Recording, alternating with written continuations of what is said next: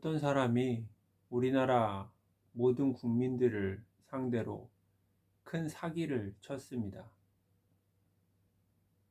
그게 사기인지 아닌지 알 수 있는 방법은 다음과 같습니다.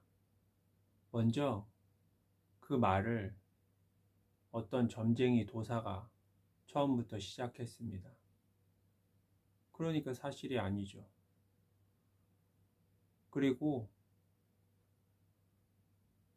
어떤 외국의 알 수 없는 회사가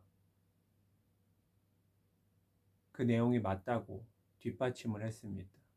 그러니까 믿을 수가 없죠.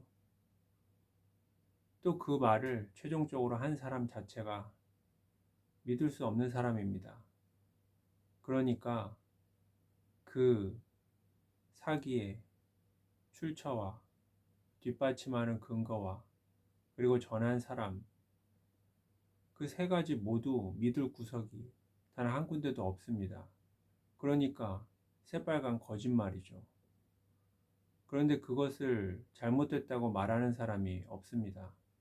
왜냐하면 혹시라도 아닐까봐, 그러면 자기에게 피해가 가니까 그것이 아니라고, 거짓말이라고 말하지 못하는 것입니다. 그렇습니다. 사람은 누구나 자기의 이득을 위해서 움직입니다. 그런데 그게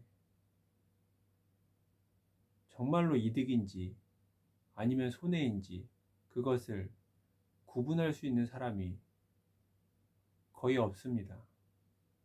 그래서 이 나라가 점점 이렇게 망해가는 것이죠.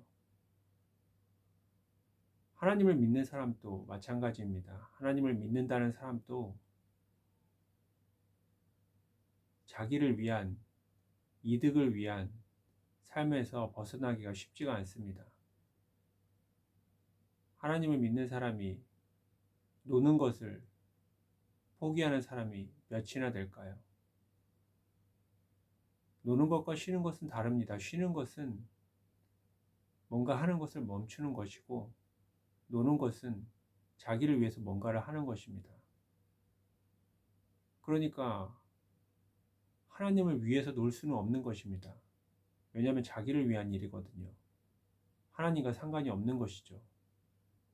하나님과 상관이 없는 것이 아니라 자기를 위해서 자기가 결정하고 자기가 좋아하는 것을 선택하는 것이니까 하나님의 뜻대로 놀면서는 하나님의 뜻대로 살 수가 없는 것입니다. 그런데 노는 것을 포기하지 못하죠. 자기 할 거 다 하고 놀 거 다 놀고 그리고 나서 하나님을 찾습니다. 왜냐하면 자기 욕심도 채우고 싶지만 동시에 하나님의 축복도 받고 싶거든요. 그런데 이 두 가지를 동시에 얻을 수가 없습니다.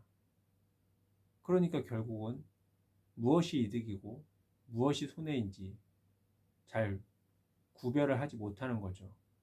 그러다가 자기 자신을 계속 망치는 것입니다. 계속 멸망의 길로 끌려 들어가는 것이죠. 우리는 무엇이 이득이고 무엇이 손해인지 그것을 분명히 알아야 됩니다. 하나님과 다른 것을 동시에 섬길 수 없습니다.